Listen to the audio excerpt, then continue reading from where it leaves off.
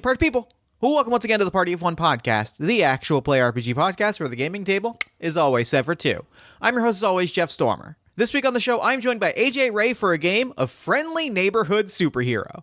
Friendly Neighborhood Superhero is a solo tabletop RPG about superheroes who go on adventures to, sure, fight crime, but also with the major goal of helping their neighbors and leaving their neighborhood a better place. Players follow their character through a day in the life of a superhero, both like stopping larger-than-life supervillain threats, as well as just solving problems in their community, helping out people in need. Party people, this is genuinely, and I say this without exaggeration, one of the greatest superhero games ever written. This is such a perfect encapsulation of like what I love about superhero stories. It embodies all of the themes and the bits that really like speak to me. I adore this game with all of my heart.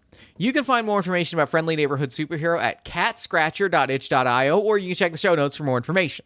AJ is an actual play performer, cosplayer, video editor, a fellow wearer of many hats. You can catch him on The Lurking Legends, which is a One Piece inspired actual play series with rotating GMs and eventually rotating systems. You can also catch them as a player in the latest arc of One Shot playing Machine Impossible.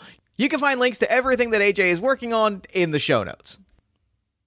But first, an ad. But for me this time, hey party people, it's Present Jeff. I want to talk to you about a new thing that we're doing over on Patreon that I think you might really want to check out, and that is Party of One Plus One. Party of One Plus One is a new Patreon-exclusive bonus series that we're doing, which expands on Party of One, deeper conversations with returning guests. We're featuring bonus episodes where we continue the stories we tell on the podcast, new games with returning guests to keep the conversation about our shared passions going, and deeper looks at games that we're playing on the show to kind of show off the games that we're playing in a different light. We recently released an episode with friend of the show, Jadzia Axelrod, where we did kind of a superhero DC Comics fan fiction story starring Galaxy from Galaxy the Prettiest Star. We're about to drop a deeper dive into the game Pale Dot, which we're playing next week on the show, with designer Devin Nelson to kind of like show off the range of stories that game can play. We've got returning guests like Emily Booza, Rich Howard, Senda. There's a lot of cool stuff. I think that it's worth checking out if you haven't checked out the Patreon before, if you checked it out a while back and dropped off. All of that can be found at patreon.com/JeffStormer. If I say something else different later on in the episode, you're listening to an old episode, that URL is out of date. It's patreon.com/JeffStormer. And now, back to me in the past. And with all that said, let's go ahead and throw it over to me in the past so that he can get started with the show. Take it past me. Thanks, future me. I am so excited. I have been really looking forward to this game and this recording for, I think, months now, if I'm not mistaken. I'm sitting down with AJ Ray. AJ, thank you so much for coming on Party of One. Thank you for having me here. I am so stoked. I just sat down to like reread the game that we're playing today, and I've gotten excited all over again. It's a game that's really special to me. This is going to be a really wonderful game. But at the top of our episode, why don't you take a moment and let our lovely listeners at home know about anything you've got going on that you might want them to know about? Yeah, I'm AJ. I go by Husha Kid on the internet. I do a lot of different things, but things that I want people to know about. I am currently doing a One Piece TTRPG actual play with some of my friends. It's a round robin style TTRPG campaign. Right now we're starting with D&D, but we are open to trying out other games because in the world of One Piece, every island is a different world. So why not change up the mechanics? Why not change up the system? Why not change up the DM? And for every single island. So that's kind of the pitch we're going with. We have one episode out, which is on my YouTube, which you could find at Husha_Kid. What a good... I say this all the time. I say this almost every episode, but one of the distinct joys of my job here is getting to sit back and hear just cool people talk about the shit that they're working on. What a good approach for a One Piece style story. Truly, like, the energy and vibe of we're just putting a different person in the GM's chair and possibly busting out an entirely different game. What an absolutely sick approach. And I'm over the moon hearing about it. I'm so excited to put more episodes out. It's just I am a player. I was a GM in one of the some of the recordings, and I'm also the editor. So it's a lot. It's a lot. It It's a is. lot. Listen, as a player and also editor, I get it. Respect. You and me, we understand. We're on We the same understand page. what goes We're on into the this. same Yeah. page. Well, today we are playing Friendly Neighborhood Superhero, a solo RPG about protecting, befriending, and improving a community by Cat Scratcher Studios. This is a game that I have played before, but that I really love. This is just a very good superhero game. I threw you a few. You mentioned you wanted to play a superhero game. Mhm.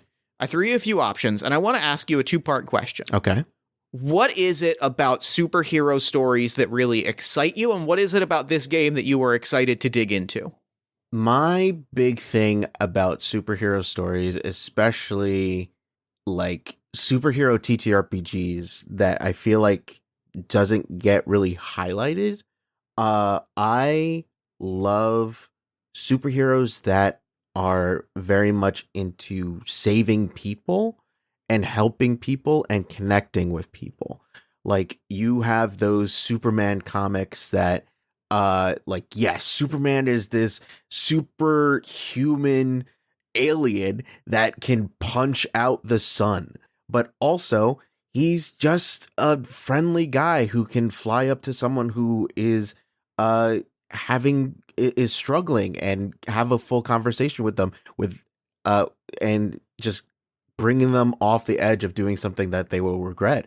Or even there's this one comic in which he is flying across the universe with a little girl on his back, and the girl is asking him a bunch of different questions, just like a little kid would just ask a bunch of different questions to an adult who's just curious. And he answers every single one of them. And just those kind of stories I really love. And I feel like not a lot of TTRPG, like superhero TTRPGs, whether it's in the mechanics itself or just how the story goes, there's not enough moments of them just saving people or just connecting with the community that is around them. I am so glad to hear you say all of this. I'm so glad about how thoroughly we're on the same page, both about superhero stories and superhero TTRPGs. Like it makes my entire day when I get to hear somebody say something so that I agree with so thoroughly in terms of like that to me is, you know, when we talk about the fantasy of a superhero, there's a really wonderful like image essay going around Tumblr that I will link in the show notes about like the superhero fantasy is a power fantasy, but when you imagine being a superhero, you're not imagining punching someone, you're imagining saving someone from harm. And like to me it's so on point, and it's so what, you know, superheroes and comic books are the thing that I've studied my entire life. Like it is my college degree is in superhero comics, and that is the reading it laid out like that is so exactly what makes the art form and this like weird folk art tradition so wonderful to me, and why I feel like so many you're exactly right. A lot of games focus very heavily on here's what it's like to punch someone in the face, and that sense of here's what it's like to be a member of a community, and really focus on like trying to find ways to make that community better is both something that I think is rare to come by and something that Friendly Neighborhood Superhero does exceptionally well in constantly coming back to, and here's how your actions connect back to the people that you live with and the place that you call home. Yeah, like that. Another thing that just comes to mind right now, because we're saying Friendly Neighborhood, like this. I don't know if you've played Spider-Man 2 yet.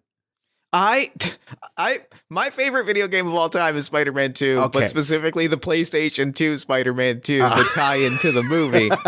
I really loved collecting balloons and bringing them to children. And then, like, I've heard that the PlayStation 4 Spider-Mans might give me the same energy, but I maybe one day I will crack them open. There is in the Spider-Man 2 game.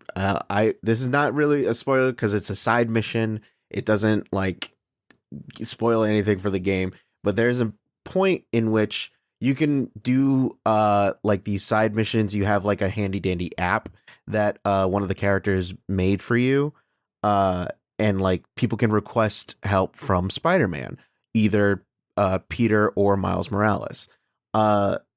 And there is one that is just someone lost their grandfather in the park, and you just have to follow some clues to find him. It's not really a hard mission, but at the end when you find him, he's just sitting by a lake looking out, and he is like, and you go over there and you're like, hey, someone's looking for you. I just messaged them.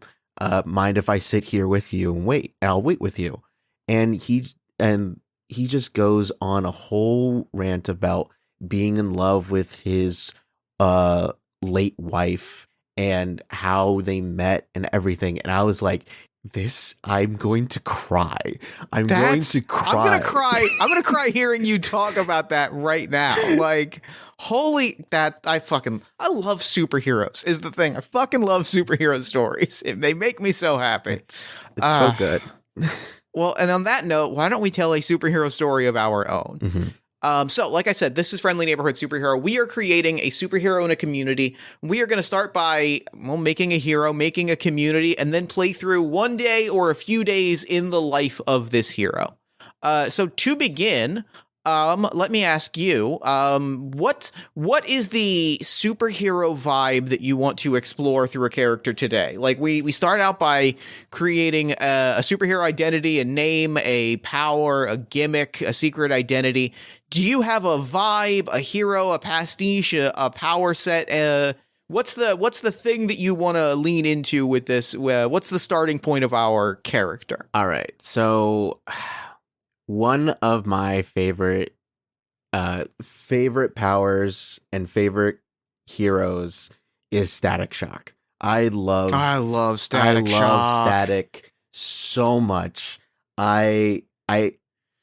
There's always a stigmatism with being someone that is black in the community and having these black superheroes being like, oh, they always have electricity powers. And I'm here to say, so what if they do? I like electricity powers.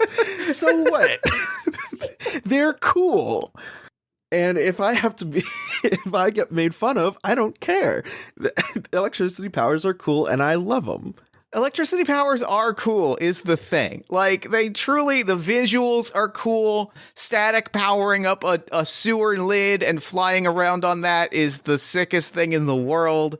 I have on my bookshelf the original, or the collected edition of the original Dwayne McDuffie book, and it's great. Mm-hmm. It's just, I mean, they do rule is the thing. Yeah. It's just a cool set of powers. Yeah. So I think, like, on that wave, like, it doesn't have to necessarily be electricity, just kind of like energy manipulation.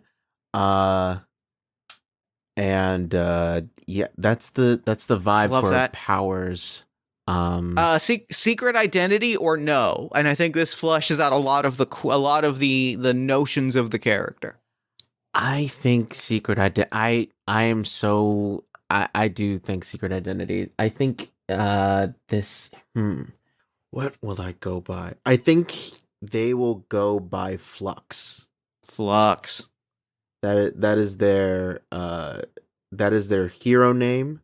Their civilian name, Zachary Strout. Love it. Do we have pronouns? They, he. They, he. Yeah, I think secret identities are, they put a whole different level of stress onto superheroes. I agree. And it's such a good source of drama, and it's sometimes like there are times where you can get into the logic, and there are times where you can say this has personal association, and then there are times where I look at an element and I just go, I like this. I like when Hero has to pull out a mask and pretend that they were in the bathroom when Hero did hero things. Exactly. And I find it so funny, like some of the lengths that some heroes go to just cover up themselves. Like, I think with Daredevil, he pretends that he has a twin brother that can see. I And really it's like, love how it. can that is like how can Matt how can Matt be Daredevil? Clearly Daredevil can see. It's Well, got to be and his brother, I guess. on the furthest opposite end of the chain, I also love when Daredevil when I love when every single person knows that Matt Murdock is Daredevil, but Daredevil's still like, no, name me. No, it Like can't be me. I'm when he's when blind. he's busting out the sweaters that say I'm not Daredevil, like Mhm. that's my absolute favorite. When it's just like we all know. You can stop lying to no, it's on the shirt, not Daredevil. All right, so let's talk about our neighborhood. Well, we've got some stats to assign. We can go through that in a bit, but like talk about what's the neighborhood vibe. Are we thinking large metropolis? Are we thinking small town? Are we thinking I'm thinking kind of middle. Like not it's not a bustling metropolis, but it's kind of like a big town. Mhm. Big town. Like there are some major landmarks in it, but it's not enough to be like a metropolis city. Sure, sure. I'm almost here like what I when I think about that size of town, I'm almost thinking like an industry town for lack of a Mhm. better way to put it. Like a Pittsburgh steel town or a Detroit Yeah. auto town is kind of the vibe. Is that what we're feeling? Yeah, I think for me like I'm in New York, so basically like an LIC like Mhm. Queens Sure, sure. just like it's like it's the area that is outside the city but not too far from the city, you know? Love that. Love that. Love that. I will throw out a name. I'm just gonna throw out. Well, let me think about. There's some prompts for us to chew on, like geography, politics, customs, something special, or if there's something extraordinary about the neighborhood. Let me think about what I want to throw into the mix to kind of narrow in on this sort of like borough-sized uh subs like or city outside of like I guess borough sized city. Mhm. Let's throw in. I'm gonna mash together my. Here's what I'm gonna do. I'm gonna mash together where my heart goes, a little bit of like my upbringing, and a little bit of like my life now, and say that this is a factory town, right? Like Okay. this is a town with a very big factory element, but it was kind of reinvented a little bit in the last like 10 to 15 years Mhm. as being a factory town towards like telecom stuff. Like it is a like so there's a little it's this specific blend of manufacturing and tech where like it is like producing smartphones or smart tech in that very like in this very specific overlap. Mhm. How do we feel about that? Yeah. Yeah, that sounds good to me. And I'm going to call it Cobalt City. Cobalt City. Okay, all right. I'm feeling good about this. What's your relationship with the city? There are three kind of options to start with as a building block. Is this are you here for legacy reasons? Has your family lived here for a while, or are you here because you feel like you belong here, like you have come from outside the community, but you feel like you connected when you first came here, or is it activism? Are you here for like to fight for a cause, fight for a people? What brings Flux to Cobalt City? I think I think I think a little bit of combination of legacy and belonging. You Okay, know, sure. I'm kind of thinking that is like, yes, my family has lived in this community for a while, and for some reason, uh, like my family had to move away from it at some point, and then Sure. like this is at a point like maybe shortly after, Flux got his powers, or maybe like Flux did get their powers when they came back, uh like just at some point they left and then they came back, and so Flux just feels that disconnect is like, yes, it's like this place is very important to my family, but do I really belong here? I love that. I love that. I really love that. That's a fantastic grounding place to start us off. Our final thing that we're going to kind of walk through before we get into doing superhero stuff is we talk through our characters' powers. We talk through which is going to define their signature ability. When they use these energy manipulation powers, they're going to basically get to roll an extra dice in situations where those powers are particularly relevant. So we'll kind of think through and play like what those moments are, but that'll give you an extra dice in play. Mhm. The other final thing to do is assign points to your attributes. A little bit about how the game is played. I'm going to introduce problems for your character.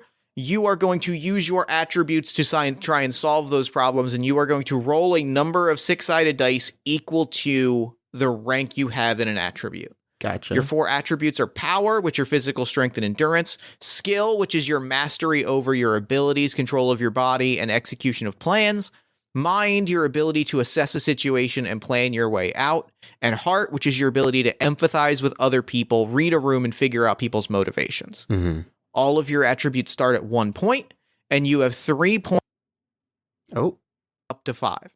you cut out there for a sec. Oh. Can you say that again? I heard 3 points. Oh, got it. You've got 3 points to distribute among them. Your maximum is 5, but with 3 points, you can only go up to 4. So you've got 3 points to distribute among your attributes as needed. Or where do you want to put those points? Okay. I think I'm gonna put 1 point into heart and 2 points into skill. Okay.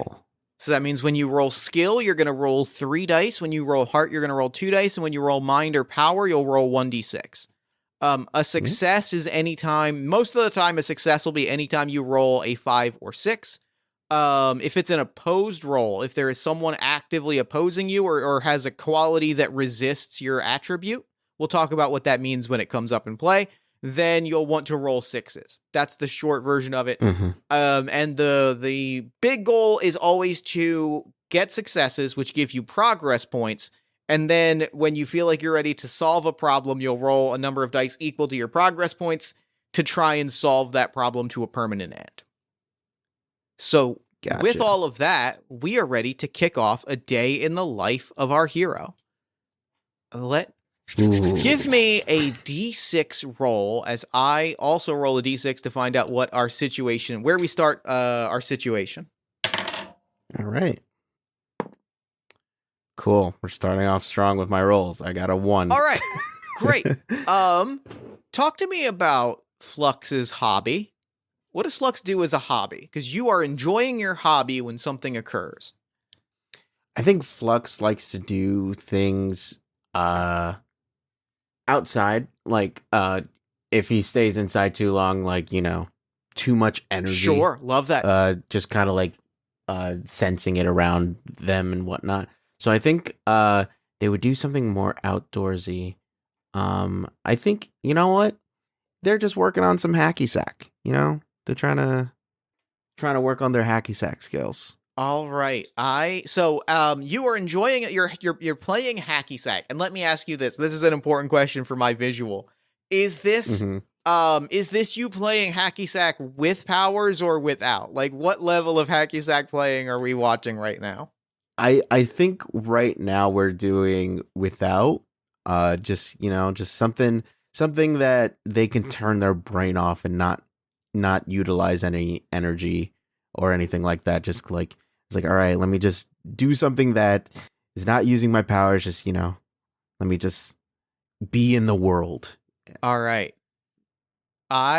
So as this is happening, you are in the park. You are enjoying hacky sack. There is this moment of stillness. We are watching your character enjoy themselves and tune out the world when the blare of a fire engine siren disrupts the entire scenario.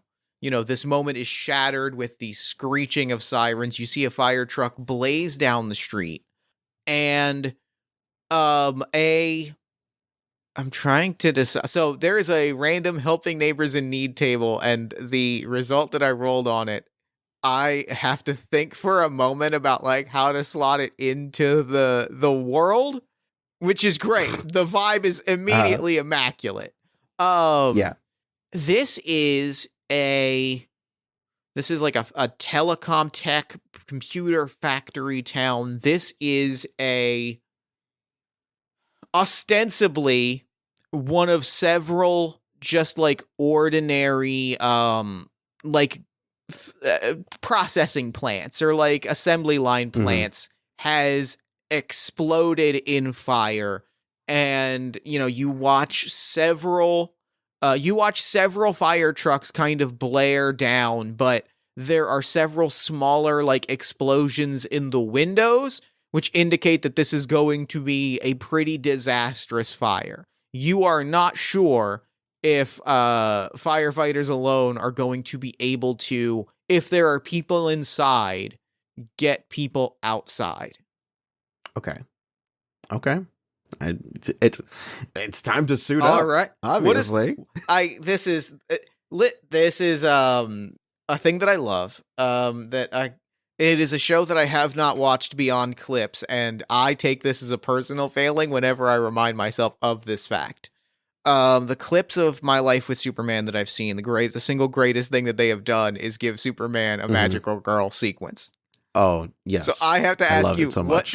what does Flux's suit up sequence look like? Oh, for sure. Going over to the park bathroom. Uh, and I think in their head it looks basically like a magical Sure, suit up sure. sequence, but in actuality it's like going into a backpack and like just putting on different clothes and like cheer. Doesn't have the technology yet to be able to like just have their clothes like be put on them without them actually putting them on. uh I wish the mental image of them making sound effects as they put on their outfit was not a direct call out against me. I wish that wasn't directly applicable to me, but you know what? It there, is what it is. there's actually a scene from the Ben 10 reboot that is actually like what actually happens when Ben uses his alien transformations, and he's actually singing his own theme song. That's so and funny. and and just elements of the alien just starts like very slowly growing on him. That's really funny. God, okay. Good. I'm glad that this is the energy that we're bringing to this because I'm overjoyed. All right, so Flux breaks, like, smashes out of the park one stall bathroom. We see like a little kid at the water fountain just kind of looking as like water splashes on their face and just kind of like shrugs and walks off. And you are heading towards this burning building. The So how this is going to work, how play works, or how like a given scene works in this moment. You are trying to solve problems. Hmm. When The way that you do that is by making progress. You have found out the situation. There is a burning building. You can assume, because it's like the middle of the day, that there are people inside that building. So you're going to need to take whatever steps you need to take to feel like you can solve this problem. And the way that you do that is by choosing an attribute, describe what you're trying to accomplish and how you're trying to accomplish it, and then roll the number of dice equal to that attribute to try and build up progress points, which will then allow you to solve the problem after going through a couple rolls. So, Okay. what is your character? That's the situation. There are fire trucks. There is a burning building. Windows are exploding. There is electronics. There is explosive material inside. There is a ticking clock. It is a dangerous situation. What is Flux doing in this moment? How do you start off the scene? So I think at first, when Flux is heading over to the scene, uh, I think uh, he'll they'll probably get over to the firemen, uh just kind of do like a citizen, uh and will try to like observe the situation, but kind of like making themselves bounce a little bit, and is gonna try to build up a little bit of kinetic energy within them. Sure. While when they get a little bit on it, try to manipulate it to make themselves go faster and try to run into the building to try to find people. This feels like skill to me. I think this feels like using skill to avoid using power, which I think is an excellent use of powers and abilities. That's good superhero shit. So you're going to roll me 3d6. In this moment, you want to get 5s or 6s. Okay. Okay, I have 1 5. Okay. You've got you've got a 5 or 6. That means that you are successful. Describe how you get closer to your situation and earn a progress point, which moves you closer to being able to solve the problem. I'm going to mark down. And the other thing to note here is that you build streak. Streak means that you've used your skill attribute, which means that the situation is which means that your opposition has become aware of your plan, resisting that attribute until you make progress with a different attribute. How that looks, how that manifests in the scene is describe to me like what you are doing when you get inside, what you're looking for, what the motion is look like. I know what I want that resistance to feel like, but I want to hear what you're doing first. So I think probably just kind of like zooming outside at first, just to find a point of entry in which they can get into the building relatively unscathed. And once they get inside, just start trying to call out to people and running around looking into different rooms, trying to see if they can locate anybody else that is in here. I had an idea for how I wanted to kind of resist this ability or represent this growing resistance, especially in a situation where you're not being directly opposed. And hearing you say that has popped a different idea into my head that that allows me to lean into the very chaotic dice result that I got that I think I'm very excited about. Oh boy. Here we go. You hear a cry for help, but you don't exactly hear it with your ears. You feel it. Let me ask you a question. How does what does the sensation feel like when you manipulate this energy? Like, what does it feel like in or around or on your body when you manipulate this energy? Like, what does this energy feel like to Flux? I feel like when Flux is utilizing, like manipulating the energy that is within themselves, which is what they're doing right now, it feels like the sensation of swinging on a swing. Okay. Like when you get to that like high point and like kind of like it feels like you can go further than that. Yeah. That's that feeling that when they're using it within themselves. When they're utilizing, when they're manipulating energy that is outside of their body, it feels like when you're recovering from, like your arm falling asleep. Oh, that like, fucking rips. That's so that's so immediately visceral, that rule.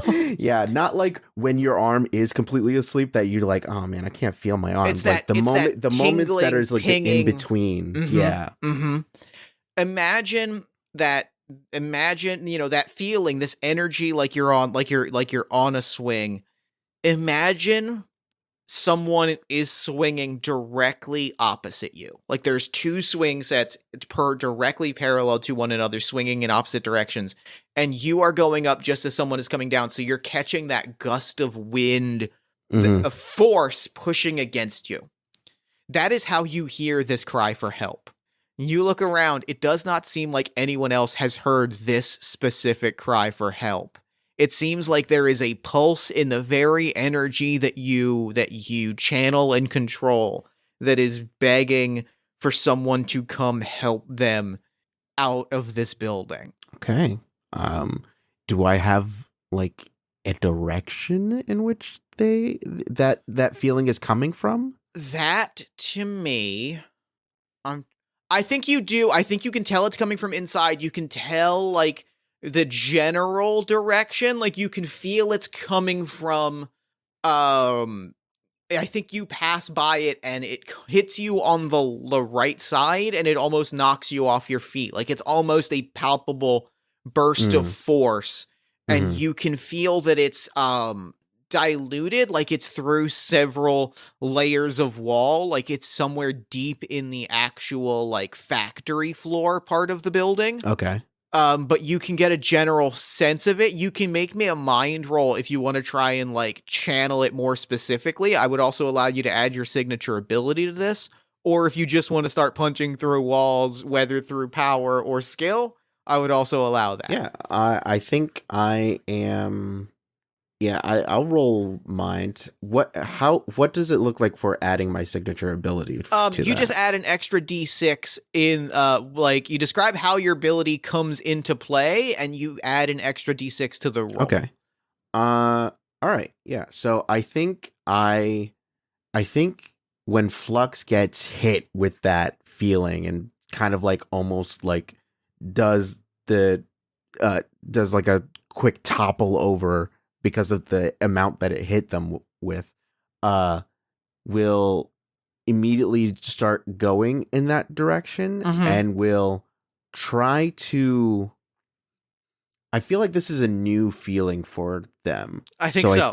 This is definitely something you've not felt before. I think what they're going to do is try to like open themselves up to a new like feeling. Sure. Just to try to see if they can just ping it, try like using the manipulation powers to find where that energy is coming from. Love that.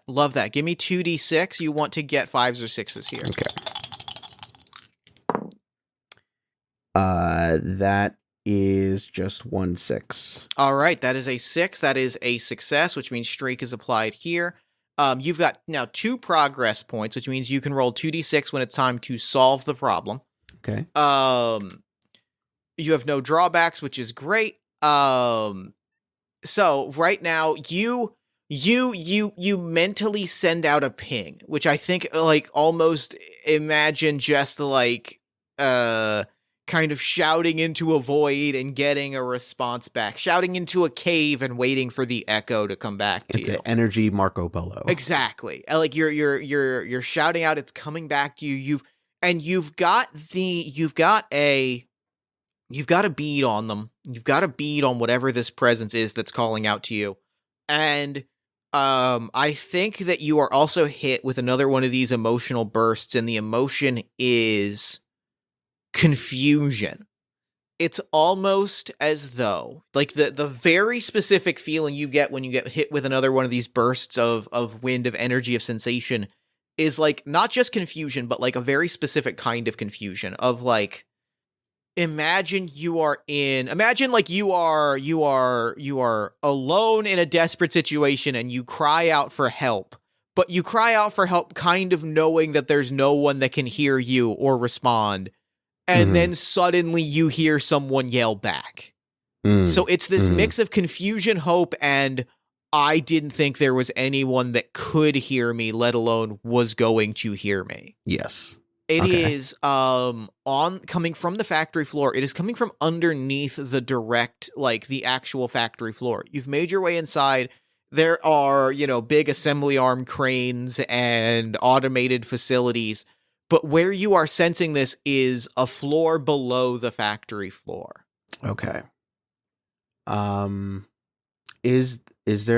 there like fires around me? There are definitely fires around you. Computers are starting to go up. I think there are small bursts and explosions happening all around you. The roof is starting to look unsteady. Like it is a dangerous situation. Yeah.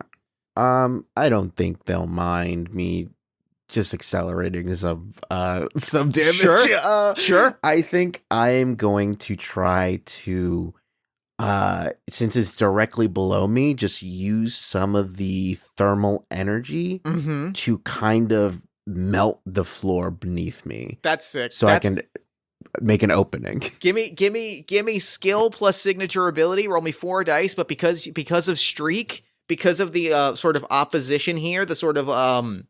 energy interference in the air, you want to get 6s here. Oh boy. Come on, 6s. Dang, I got 2 5s. All right. Ugh. That means that you gain 1 drawback. Here it is discredit. Okay. And you also get a point of experience, which you can spend later for enhancements. Anytime you fail a roll, or if you succeed a roll in which you are opposed, you gain an experience point. So Okay. you gain 1 discredit. I think that you feel a sense of disappointment in like one of these emotional bursts. I think that like you feel a sense of disappointment, and then and then an almost motivated sense of anger as a burst of energy punches up through the floor, giving you what you wanted, but like showing you up a little bit in the process. Mm. You make your way down into this subfloor, and what you are met with is this smartphone factory, this automated like smartwatch building factory. They build glorified Fitbits. Underneath this, there seems to be an advanced unannounced top secret covert weapons laboratory. Whatever Weapons. organization was building these, whatever, like this seems to be a factory with multiple purposes. And there are also like strange sci-fi computers, and inside of an energy field, like flickering, the machine itself is like almost on the fritz of exploding. There seems to be a being of pure energy trying to pull its way out of this device Mm. and like reaching out to you. Okay. Huh. I will now reveal that Okay. there's the helping neighbors table on in the book, and it gives Yes. you like when you help a neighbor, it gives you their personality, it gives you their occupation, it gives you their trouble, and it gives you their general age. Now the first thing that I rolled is this D6 age table, and I rolled a 6, which is of course a being to whom time is meaningless. Oh, yeah, of course. Which, like, colors the neighbor option a lot. And the fact that I then rolled, get them out of a burning building and worried, or, no, I rolled anxious and get them out of a burning building. I was like, okay, this is not perhaps an ordinary neighbor. So here we are. Okay. So they're trapped in some kind of container. Some kind of like containment field, like an energy field is like it looks like it's that they've become lodged in this, or that like they were partially through it when the factory went up. Like it's a variety of different factors, but like they are trapped inside of this energy field and Okay. trying to like force their way out. Okay. I think at first, because I'm a little disappointed that it didn't work for me before, I think is there like I'm going to try to find an off switch. Sure. That I think that like it's one of those things is like, oh my gosh, you're okay, let me get you out of here, and then like starts panicking and looking at like the computers is like this button and just tries to find just like a shut off feature. This is I think a mind roll. Roll me 1d6 and see if you get a 5 or a 6. All right.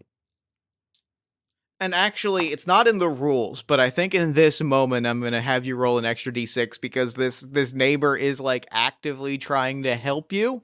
Okay. There are times where like the neighbor will resist you, or you have to like appease their specific personality, and they will oppose every approach except the correct one. This feels like the opposite of that, where the neighbor is like actively trying to assist you, and I'll give you an extra d6 for that. Sweet. Cool. All right. That's a 5. All right. That is one more progress. Thank you And- for that extra d6. That is an extra progress. You collectively find the off switch. Like you are able to. It's less an off switch and more like a bunch of exposed wires that you are able to rip out and shut off the machine. The containment field shuts off. This being kind of like touches down, forms into a roughly bipedal shape. It's clearly energy that is taking the form of a person, but it like exudes a sense of calm and gratitude in your direction. Just as sections of the roof start to collapse, I think that you're going to need to get out of here and solve this problem. Are you at 3 progress or 4? I want to say you were at 4, but you made a bit. I'm at 3. 3 with an experience. Yeah, right. You got 3 right, and then you failed 1. Okay, so what this is going to do is you are now going to roll. Okay. You are now going to roll number of dice equal to the progress points you have accrued during this scenario. Okay. It's the same rules as normal. You want to same rules as normal. You want to roll and see if you get a 5 or a 6. You're rolling 3d6 to do that. Okay. Is there an option to add more dice to it, or is this just rolling for this progress? Is just progress. All right. Come on, give me 1. Sweet. That's a 6. Perfect. You have succeeded. Which means you oh, and I guess I should ask, how are you helping this being get out of this burning building? I think probably what is happening is that I am using the heat at first to just kind of like shield us from other heat, and just trying to run back the same way we were going. And I think it does get to, I think probably it gets to a point of which I can't do that anymore. And I just try to, with the help of this being, just use our energy combined to like kind of like bust a hole through like a nearby wall to just get out. Sure. And that's exactly what happens. You effectively like punch your way through a wall. Like collectively, the two of you punch your way through a wall, just in time for a pretty sizable explosion. You hear a large chunk of the floor collapse, conveniently destroying any evidence of the weapons lab. Of course. You make your way out. You make your way out of the view of the firefighters and press and the public, and you have succeeded in solving a problem. This sounds like power to me, but I could see an argument for a different attribute if you want to use a different attribute.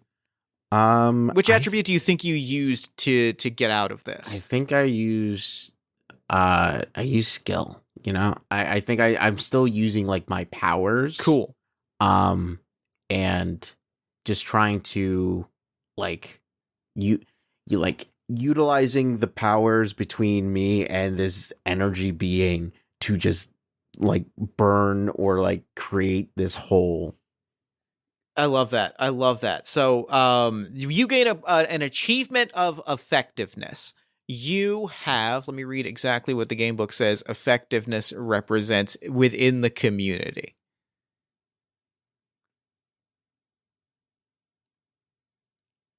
When you succeed at solving a problem through the use of effectiveness. Yep, did it drop out again?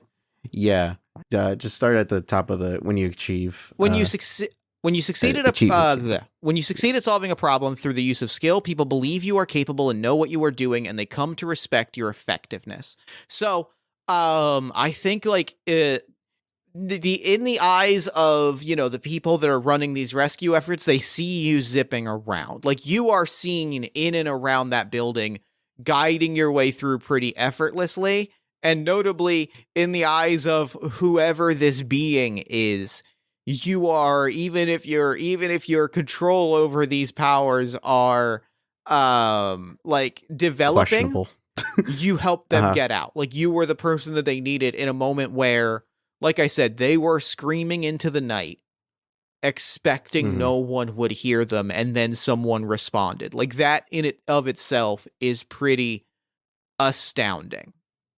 And I think, where is the final, like where is the scene set where you have this interaction with this otherworldly being?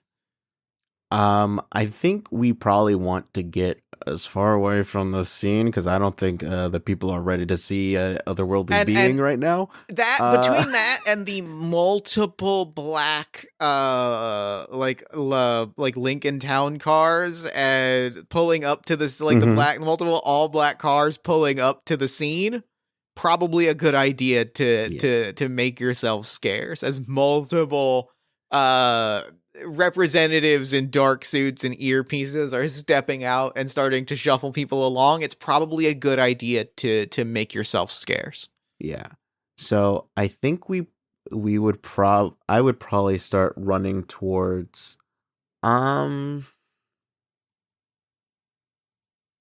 I think like as much as this is like an industry town, there has to be like an area in which is not a little Sure. less developed. So just start going towards that direction because you know they won't follow us over there. You know where it is. And You know where it feels where it feels like this town would have, that feels like it would be less developed, is a good mhm, train yard. yeah, good train yard. So head to the train yard and just kind of like doing the whole just like, oh my god, I just did a lot of running.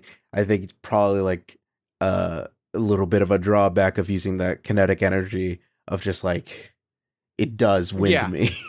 um and I think Flux is just finally like without the panic of the situation um and just the urgency of it and finally taking a breath. I think Flux will look at this being and probably has 17 million questions to ask, but the first thing that comes out of their mouth is, are you okay? And they stand for a moment. Um you see the brightest flash of light that is almost agonizingly painful for a millisecond, and then you feel that sensation of that arm coming back from being asleep, pinprick sensation across your entire body, linger in your head for like 10 seconds of just the most surreal feeling, and then, yes, I'm good. Thank you for asking. Whoa, what just happened? I How best to explain this? I felt like our previous communication method, though effective, which I was astounded by, lacked some of the nuance of a more direct communication, so I pulled the electrical impulses out of the language centers of your brain, and now we can speak. It's pretty cool, right? It's pretty wicked. Right? uh what who are you? What how did you get down there? My name is, and they pause for a second, and they sit for a second. They run some numbers in their head. You can see it. You can see them kind of like, fade into static a little bit when they're like clearly in Mhm. thought and like pulling on electrical impulses. You called yourself Flux. My name's not going to be useful here. Call me Fractal. All right, Fractal. I am a researcher. I was contacted, rather astoundingly, kind of a career making moment for me, by a member of your planet who had created some kind of transference machine that would allow the beings from my dimension isn't quite the right phrasing, but space, plane in the geometric sense, in sort of more of the energy field. It's complicated. We'll call it planet. That seems to be the closest translation. Gotcha. They had made contact. I had helped them develop from my side of the planetary divide a way to move between the two spaces. It seems like maybe their work wasn't quite as developed as mine, because when I started to pass through to make this contact, things exploded. Okay, yeah, that explains the fires. Yeah. That seems to explain the fires, right? Like that, I think it seems like they maybe overestimated their technical ability and it caused the fire. Yeah. Well, I mean, I'm glad you're okay. Will you be able to get home? And I think they kind of pause, look back, maybe eventually, but I'm going to have to build a new machine. I could probably do that. And I think like they are walking, and you feel that they pause for a second, you see them go static. You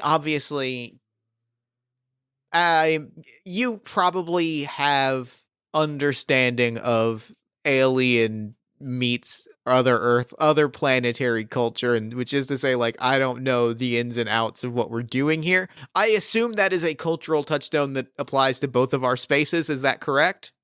Yeah. Cool. This is working out great.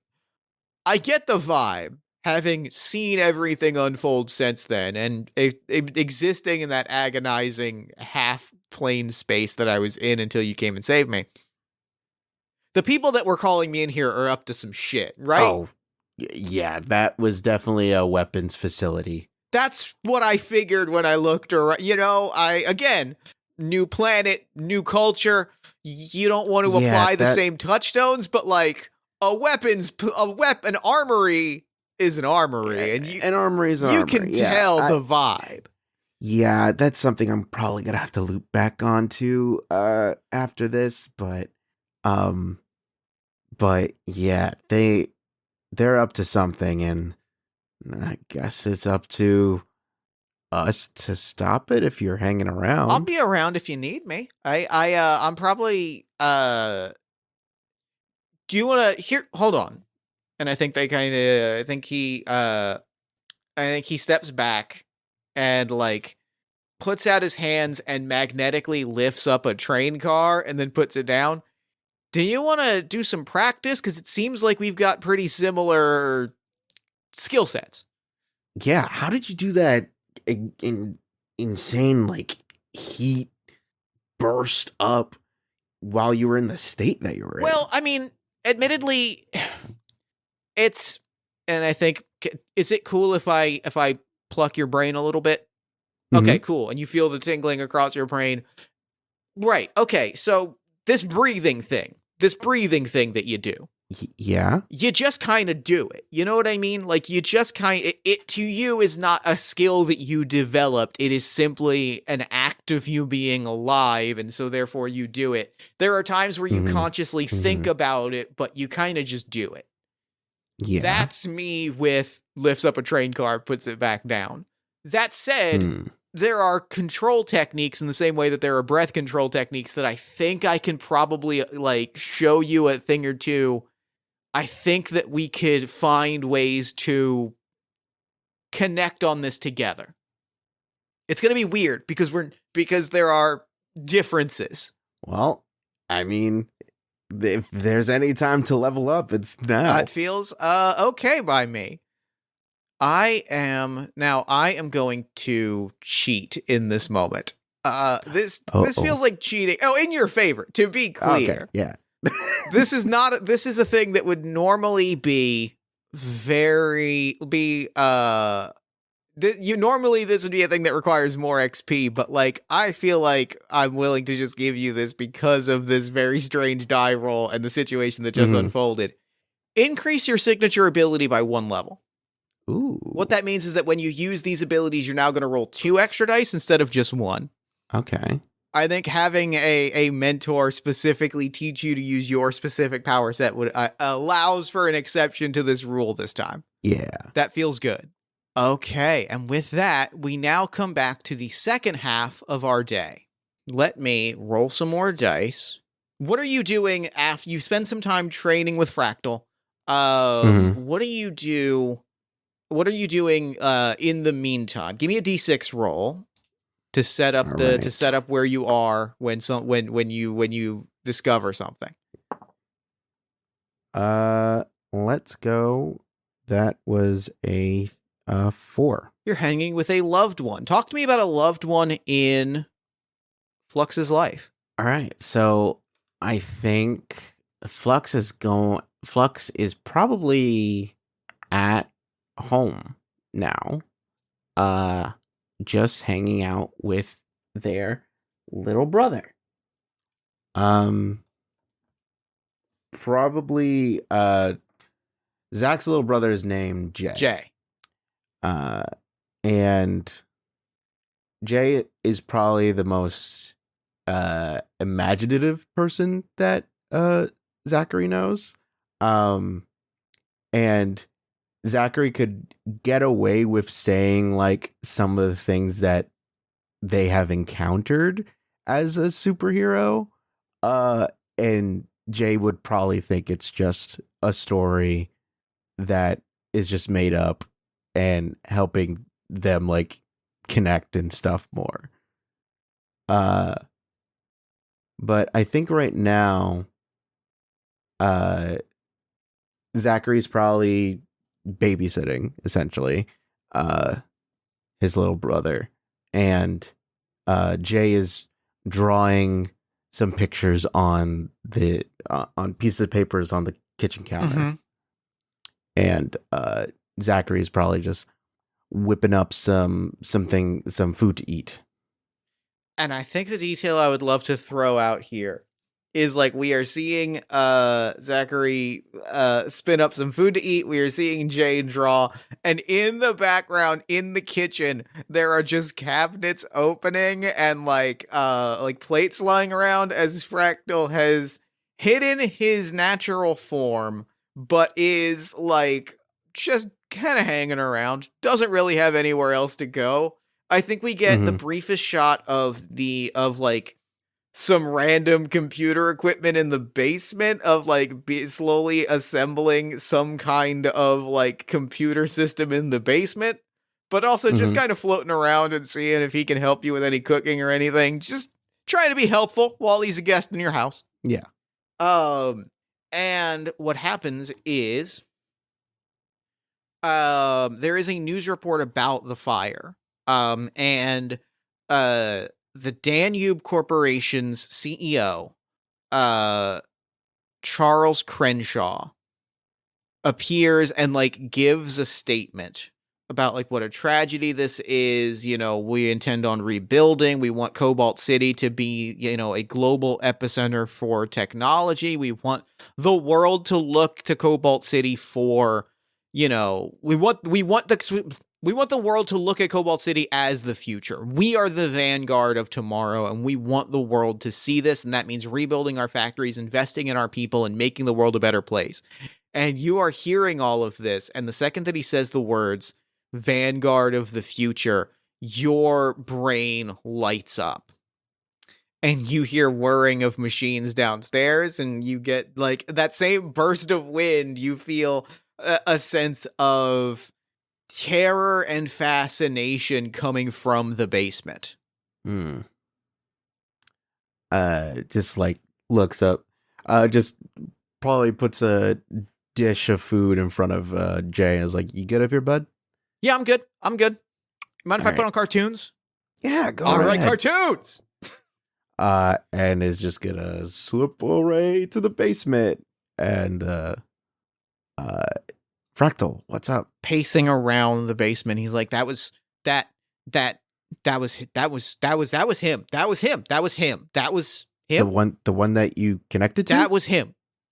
I didn't get a face. We were communicating a little bit like how you and I communicated before the brain tickle thing.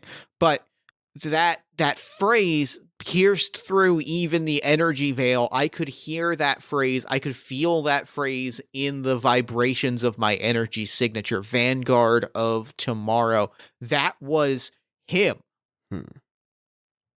Well, I mean, he is the owner of the building that and the company that kind of burnt down. So that makes sense. Now that you say that outright, sure, that should have actually been the first person I should have considered.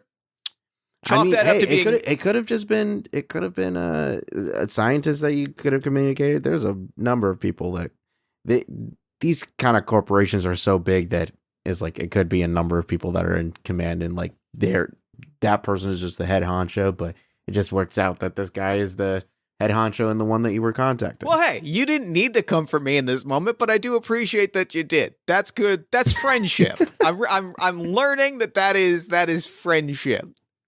So I think that like he sits for a moment. He goes, so whatever he was doing, he built or at least commissioned that device. Mm-hmm.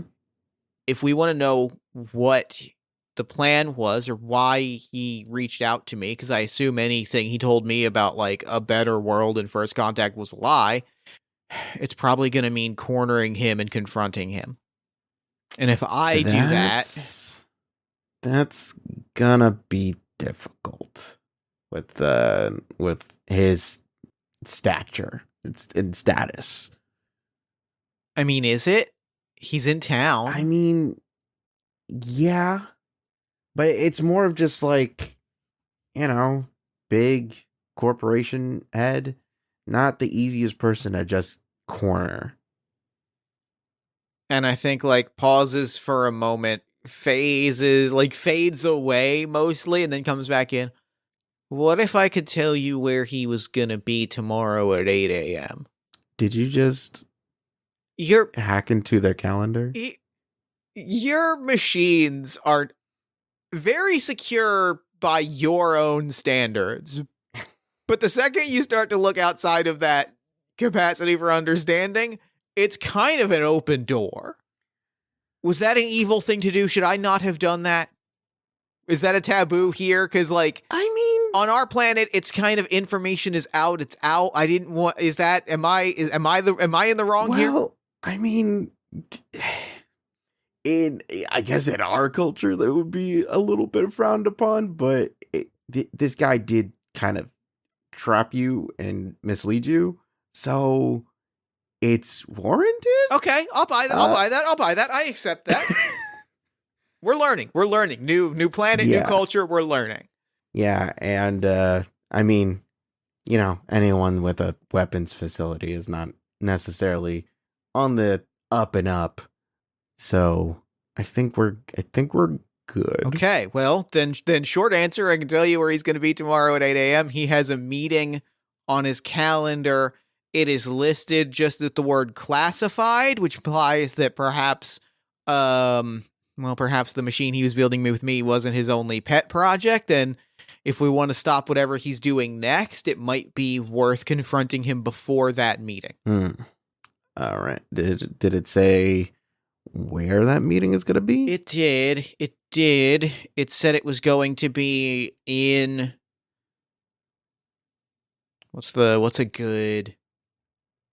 it said it was going to be in Apricot Park. You know Apricot Park as like a local business park, very cluster of office buildings. He's got a conference room reserved in Apricot Park 7. A lot of information to put on a confidential, possibly illegal meeting calendar invite, but, I'm not judging the guy.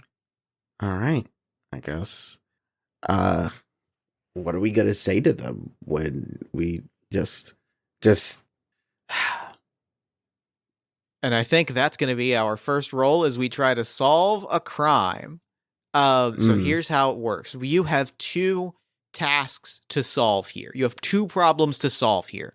It is defeat the villain, in this case corrupt CEO Charles Crenshaw, head of Danube Incorporated. You also have, which you don't fully know yet, solve his plot, his goal, his plan, his what he is activating in this moment. We cut to Apricot 7. As you start to like visualize this, we get a little bit of a jazz planning, a little bit of a jazz Ocean's 11 planning sequence as we see several cars pulling up like bodyguards and representatives kind of casing the office park. We see their like Bluetooth screens in the cars, like the smart display, like flicker as Fractal kind of fucks with the engines, and they kind of all break down. They get out of the cars, they start kicking at them. As for like what the plan is and what to say to them, I'm going to say if you want to like develop that plan and come up with an advantage, you can roll me a mind roll to try and get a progress token to solve towards one of these problems. And then if you get a success here, I will reveal the details of that plan. Okay. All right, let's roll this dice then. I'll give you a second dice for Fractal's assist as well. All right.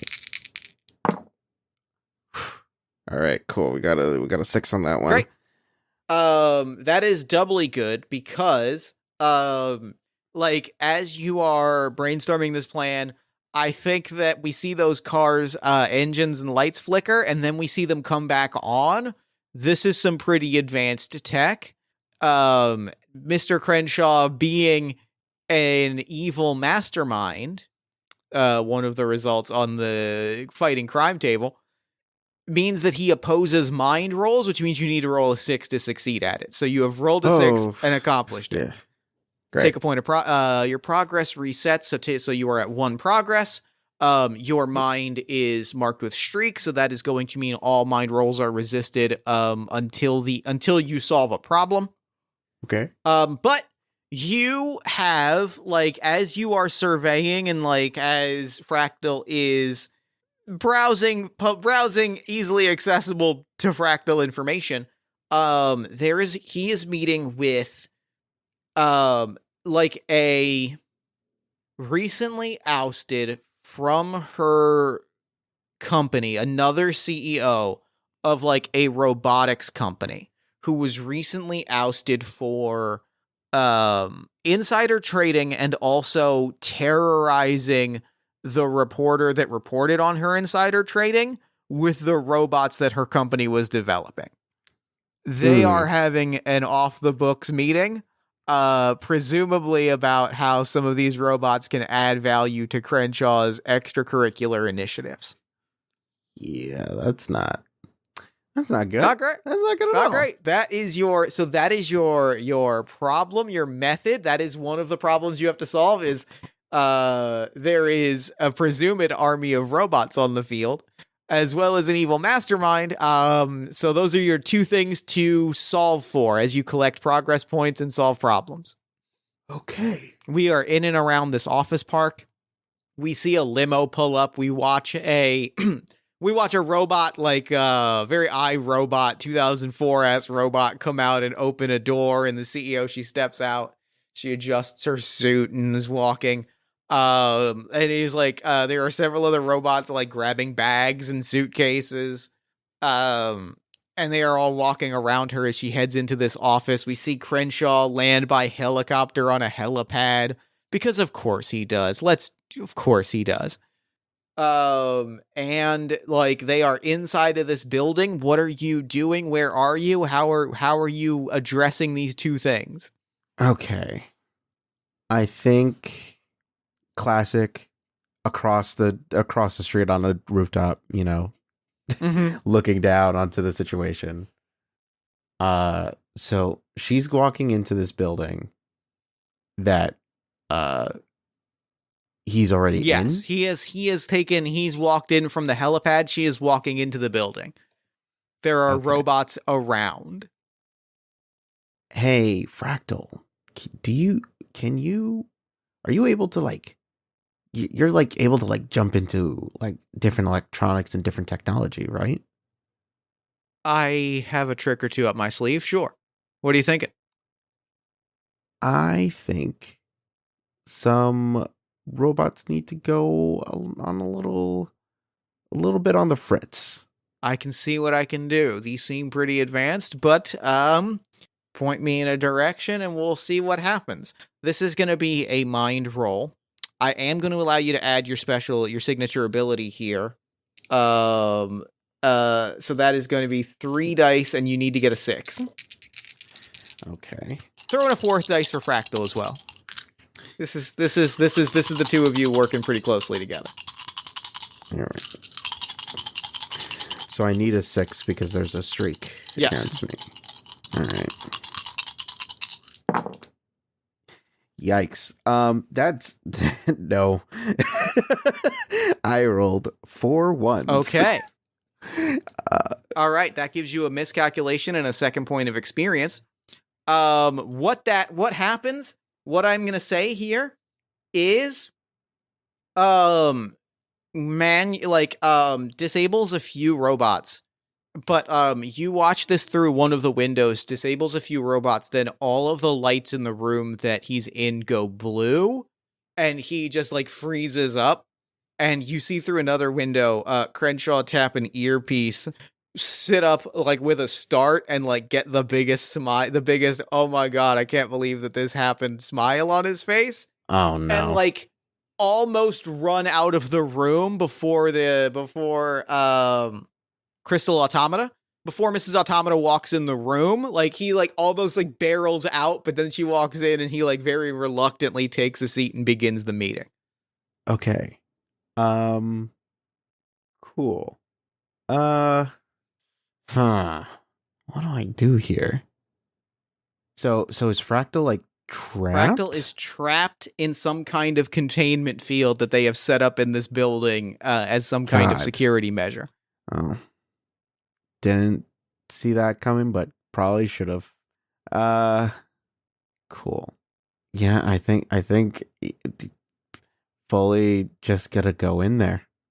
Great. And just I'm gonna go to the room that Fractal's in, because I gotta help my buddy. I can't let him that sounds like power plus special ability to me, so roll me 3d6. You want 5s or 6s? I'm rolling 5d6? 3d6, you want to get 5s or 6s. 3d6, okay.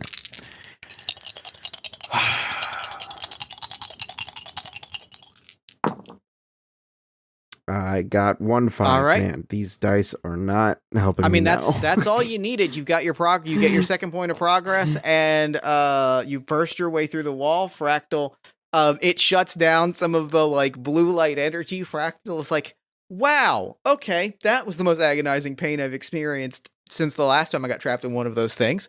Hey, thank you. That's 2 that I owe you.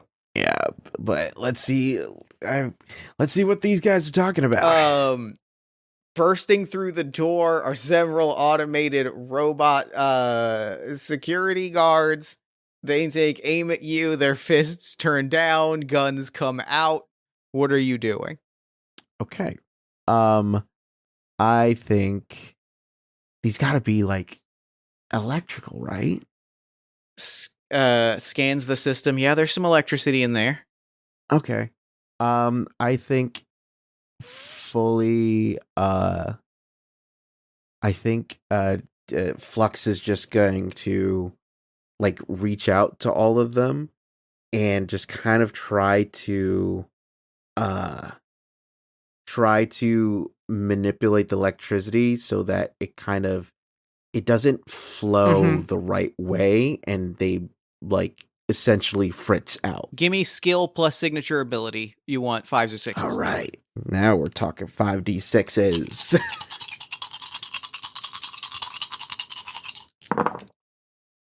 All right, we got a 5 and a 6. That puts you up to 3 progress. You have figured out how to disable this robots. If you'd like, you can, or how to disable these robots. If you'd like, you can try to solve the problem, or you can continue to collect progress. You know what? Yeah, let's solve this problem. Let's... All right. Give me 3d6. We'll call this skill, but this is just for achievement after. Give me 3d6 and we'll see what happens. I got 1-5. That's all you needed. That's all you need for a progress. That resets your progress to 0. That clears your streak. That gives you a second point of effectiveness. And all of these robots across the building shut down. Miss Automata looks around like, that's not supposed to happen. That's not supposed to happen. And I think very just like kind of like whew, and kind of like looks to Fractals like, how was that? That was extraordinarily cool. Can I brain tickle for a second? Go right ahead. Brain, like you feel the pinpricks. All right. You go deal with the humans, because that seemed like, I trust that that's more in your wheelhouse. I can, and like disappears, and you just hear lights shutting off across the entire facility as robots just get shut down. Gotcha. As he has taken the process that you took to shut down robots and is just applying it across the entire complex. I think what's gonna happen is just Flux is just gonna go over to the room and just kind of like open the door and was like, oh, man, I never get an invite to these things. And I think Crenshaw already has his hands up. She has been threatening me and holding me hostage. Thank you so much for rescuing me. You are the true hero in this situation. I don't think so, Crenshaw. Give me a heart roll. I had to roll hard at some point. That's a 6. That's a 6. That's a point of progress. I think you say that, and he just like, you say that irritates him just to the level where he drops. It was worth a shot. I figured. So do you have family that you want informed when we have you killed? Is that what we're doing here? I mean, seeing as that you don't have any robot army here, I was just hoping we would just talk. He puts his head in his hand. I told you we could have just brought goons. And she's like, why would we need goons? We had a state-of-the-art robot. You know what? People are sloppy. Robots are clean. And I'm going to say, roll me another heart. This time resisted. Just as like leading into playing them against each other. All right. Oh, man, I don't know if let's see. Nope. All right, nothing. That is a misreading. That gives you a 3rd point of experience. I do think in this moment that they are distracted, though. I think what it is, the misreading is that you thought that you could play into that and play and poke at them to kind of get them to get them like off their guard, but what that did was just turn them against each other so much that now you are you feel like you are no longer a factor in the moment. You know what I mean? Mm-hmm. Like they have just, all of the attention is no longer on you, which has advantages, but is also just like, you will no longer matter. You do what you need to do. Okay. So what do you do? Yeah, I didn't think this far. As typical like young adult heroes do, is like, oh man, what was I gonna do at this part? What I thought about shutting down the robots, but I didn't think about confronting. Is like, yeah, bickering like an old married couple.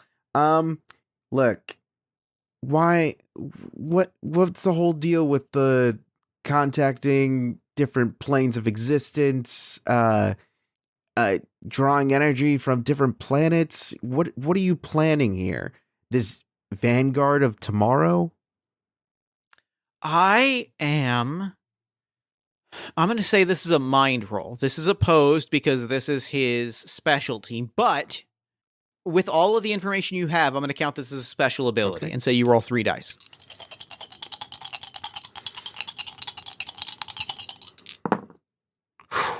All right, a 6. That's all you needed. That's a 2nd point of progress. I think that he pauses, like, because you've cut through you've used the information you have to cut through the argument, and he's like, shut up. I was going to use it to build weapons, weird alien technology, better weapons, interdimensional warfare. I think probably war's like big business. In the between, like in that is like blah blah blah, same villain things as you're really straight out of a comic book. One thing I should. All right, fine. And he reaches in and he pulls out like a laser. He pulls out just a very elaborate laser pistol. All right, I'm just gonna shoot you then. Fine. Yeah, no, I'm going to man, do I want to? You know what? I'm gonna let him attempt to shoot me. And, okay, I think this is at the last moment. I'm going to catch it. Fuck, that feels like skill plus special ability. That's the most skill plus special ability. I want you to roll 5 dice here and see if you get a 5 or 6. All right. I'm so nervous about this roll. I am also very nervous about this roll. Please, dice, work in my favor.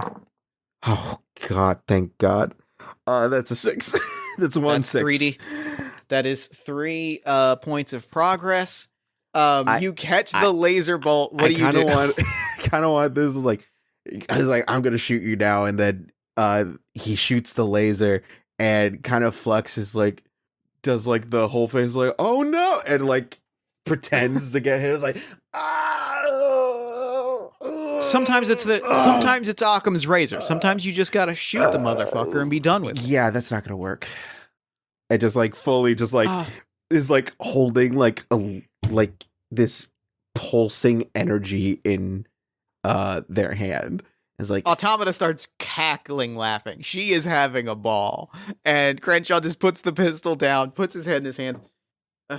Really thought that was going to solve it. I thought that was the end of it. For a genius, you are really, really dumb.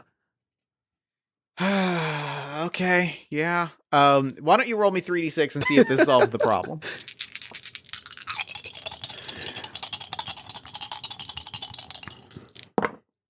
Dang, no, it does not. That was 2 4s and a 2. I'm going to say, you know what? I've also rolled a d6. I think at this moment, what does it look like when you almost fail? What does it look like? What, almost causes this to fall short?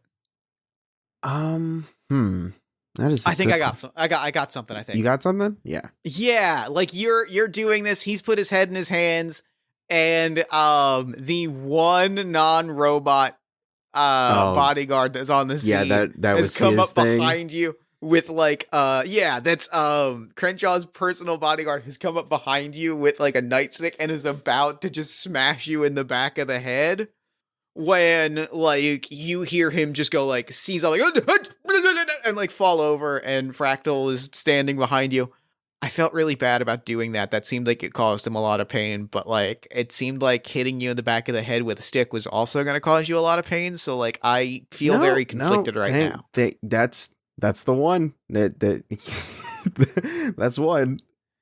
And I think you got some questions for this guy though. What do you think? What attribute do we want to put an achievement in here to like wrap all of this up? I think control. Control? Yeah. That feels good. Control feels good. So we put a point in control, we put 1 point in control, and we end our scene. Like Fractal sits down and goes like, we're going to have a conversation. Which means that I can also like relay anything unless Fractal's going to do the mind tickle to this guy. I think Fractal like does the mind tickle, makes it a little bit more painful, and like you see that, and we get a close up on Flux just kind of wincing as we get that kind of zap. Yeah, it's just like it just goes to the shot, and it's like it's like a bright light, and you see like the shadow of like of his head, just like it was like ooh, was that bad? Which means we come to the end of our day.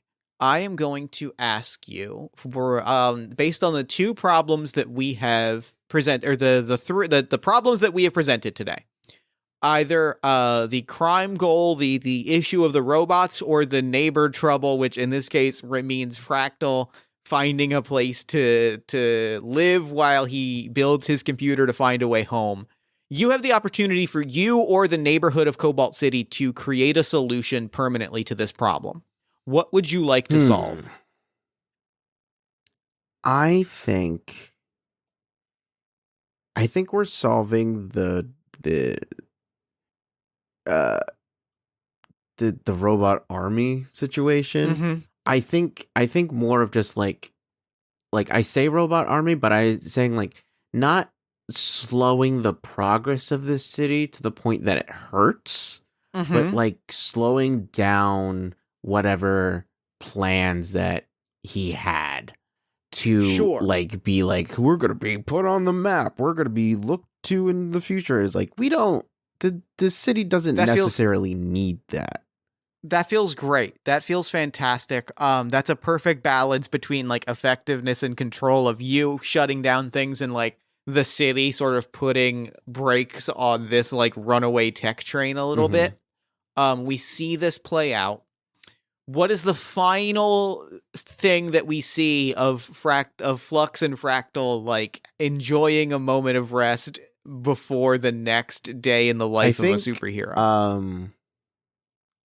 So I think back at Flux's place, Flux likes to go on top of the roof and just kind of like look up at the stars and just like uh and I think just Flux and Fractal are just kind of hanging out on top of the roof and just kind of like, I think Fractal's talking more about where he came from and Mm-hmm. like probably is like, yeah, there's this whole like electromagnetic spectrum that we can see and all this kind of thing, like talking about different energies and stuff like that, and like things that are similar to here that he is finding.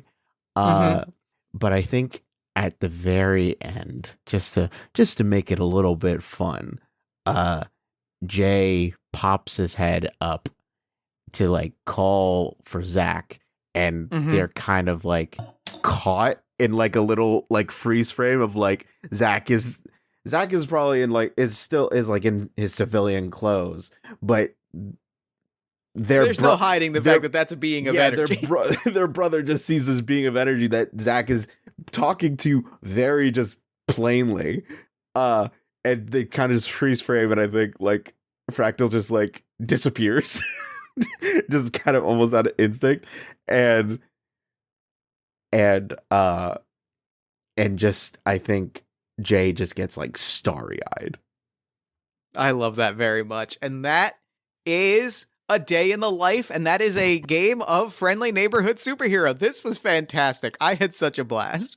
This was really fun. I'm so happy. What was your favorite moment from play? Oh man. I really I really enjoy Fractal. Like I really enjoyed just having another person, another being that is like could relate to Flux, and like if this was to be like built out more of a story, like the relationship between Flux and Fractal would just be good and Mm-hmm. bittersweet when Fractal has to go home or like is deciding to go home or something like that. Um but What a good random like dice result. It just like this. we love when dice tell a story. Like it's so nice when you see something that just really spurs your creativity around a moment, and like the prompt result, a being to whom time is meaningless, is so good, and like Mhm. really like I was not ready for that to be a plot element. I was really ready to like ground the story in ordinary people, and that was the thing that occurred. Made me so happy. Yeah, it's just, it's a normal town, but just something supernatural happens, and there's you can't hide it for long. It's so. Thank you again for playing this. This was such a joy. Thank you for inviting me and suggesting this I'm game. so happy. Real quick before we wrap up, where can people find you and your work online? Yeah. Once again, I am AJ. I go by Hoosha Kid all over the internet. That's HOOSHA_kid. You can find my stuff on Twitter, TikTok, YouTube. You can find a lot of the projects that I've worked on, a lot of APs that I've been a part of, and all videos that I've edited over on whoshakid.wordpress.com. And yeah, anywhere on the internet that you put Husha_kid, you could probably find me there. Fantastic. Well, thank you again for doing the show. This was such a joy. And for now, I'm going to throw it over to me in the future so that he can wrap things up. Take it, future me. Thanks, past me. And thanks again to AJ for coming on the show. That game was like, I mean, like I said, this game really is everything I love about superhero stories. And that story that we told encapsulates like all of my heart in one little experience. This was such a magnificent joy to get to play. This was such a wonderful story to tell, and I am truly, truly so grateful. Be sure to check out all of AJ's work in the show notes, including The Lurking Legends and the latest arc of One Shot, and be sure to head to catscratcher.itch.io to pick up your own copy of Friendly Neighborhood Superhero. And of course, be sure to follow AJ on social media at HushaKid. You can also find us on pretty much whichever social media you prefer at Party of One Pod or Jeff Stormer, depending. And if you enjoy the show and you want to support it, there's a lot of different ways you can do that. Subscribe to our newsletter at buttondown.email/partyofonepodcast and join our Discord community at bit.ly/partyofonediscord. You can support us financially at patreon.com/JeffStormer or ko-fi.com/JeffStormer. You can give us a nice iTunes review, shout us out to a friend, give us some love on social media. You can buy some Party of One merch at bit.ly/partyofonemerch. Or if you're looking for more great podcast content, you can check out All My Fantasy Children, which is a character creation, storytelling, and world-building podcast that I make with my best friend in the world, Aaron Catano Saez. We take a listener-submitted prompt and spin it into an original fantasy character, populating a shared universe one story at a time. You can also check out Yazeba's Bed and Breakfast, which is an actual play about a heartless witch, a cozy house, and the many people making their homes inside.